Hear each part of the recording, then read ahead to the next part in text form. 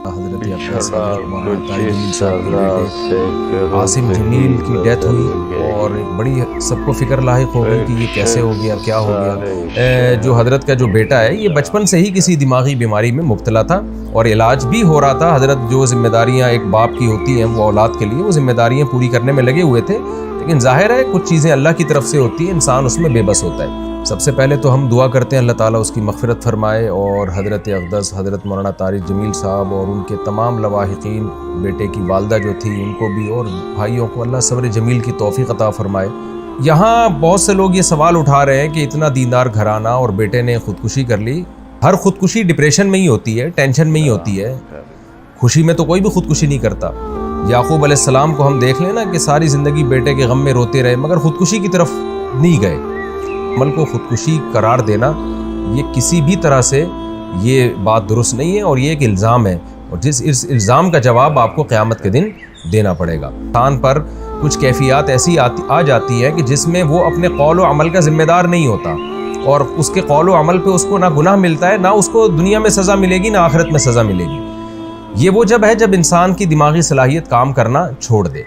طلاق آپ کو معلوم ہے کتنا حساس معاملہ ہے، شدید غصہ میں بھی اگر انسان ہو تو طلاق واقع ہو جاتی ہے۔ ثلاث جدہن جد وہزلہن جد، اس حدیث کی روشنی میں۔ مفتی طارق مسعود کے بیانات کے لیے مفتی صاحب کے آفیشیل چینل مفتی طارق مسعود سپیچز کو سبسکرائب کریں۔ بسم اللہ الرحمن الرحیم، نحمدہ ونصلی علی رسولہ الکریم۔ گزشتہ رات ایک بہت ہی افسوسناک واقعہ پیش آیا۔ حضرت اقدس حضرت مولانا طارق جمیل صاحب کے بیٹے عاصم جمیل کی ڈیتھ ہوئی اور ایک بڑی سب کو فکر لاحق ہو گئی کہ یہ کیسے ہو گیا، کیا ہو گیا۔ اب ان کے بیٹے کا مولانا یوسف جمیل صاحب کا بیان سامنے آیا ہے کہ اس نے خود کو گولی مار کے ہلاک کیا اور ڈپریشن کا وہ پیشنٹ تھا۔ سب سے پہلے تو ہم دعا کرتے ہیں اللہ تعالیٰ اس کی مغفرت فرمائے اور حضرت اقدس حضرت مولانا طارق جمیل صاحب اور ان کے تمام لواحقین، بیٹے کی والدہ جو تھی ان کو بھی اور بھائیوں کو اللہ صبر جمیل کی توفیق عطا فرمائے اور اس بیٹے کو اس جہاں کی بھلائیاں نصیب کرے اللہ تعالیٰ، اس کے صغائر کبائر خطاؤں کو اللہ معاف کرے۔ میں جو یہ بیان ریکارڈ کروا رہا ہوں اس کا ایک بڑا مقصد جو ہے وہ ان لوگوں کو جواب دینا ہے جو اس عمل کو خودکشی قرار دے رہے ہیں، کیونکہ میں نے بھی کچھ کمنٹس پڑھے ہیں، کچھ لوگوں کے نیگیٹو کمنٹس ہیں۔ آپ کو پتہ ہے کہ دیندار طبقے کی طرف سے کچھ لوگ ایسے مخالف لوگ ہیں علماء کے، دینداروں کے، کہ ان کو موقع چاہیے ہوتا ہے پروپیگنڈا کرنے کا۔ ہمارے ہاں یہ بات مشہور ہے الحمدللہ، ہمارے ہاں دیندار طبقہ چاہے علماء کا ہو، قراء حضرات کا ہو، حافظوں کا ہو، الحمدللہ ان میں خودکشی کا ریشو نہ ہونے کے برابر ہے، ان کے گھروں میں بھی اور ان کے خود ان میں بھی کوئی بھی خودکشی نہیں کرتا۔ اور یہ بات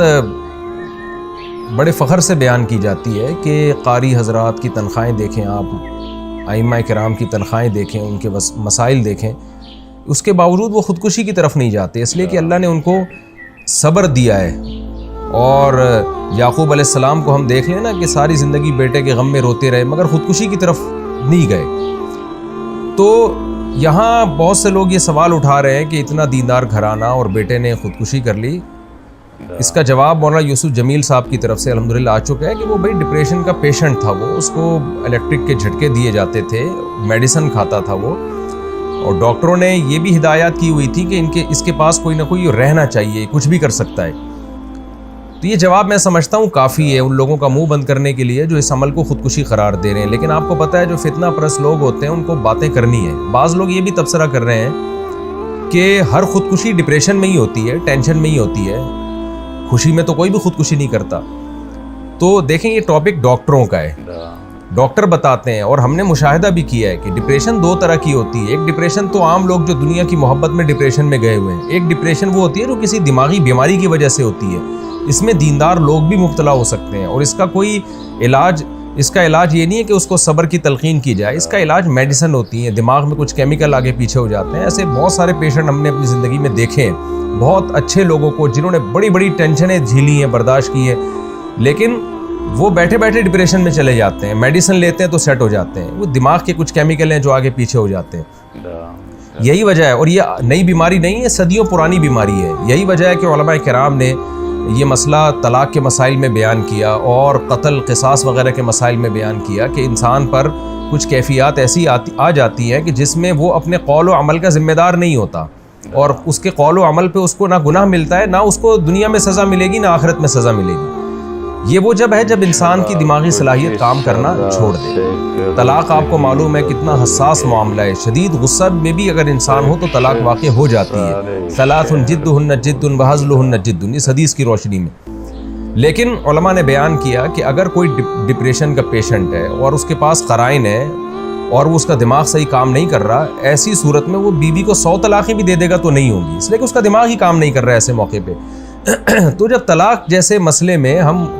علماء کرام آج سے صدیوں پہلے ایک اسٹریس اور ڈپریشن کا مریض جس کا دماغ کام کرنا چھوڑ دے، اس کے اس عمل کو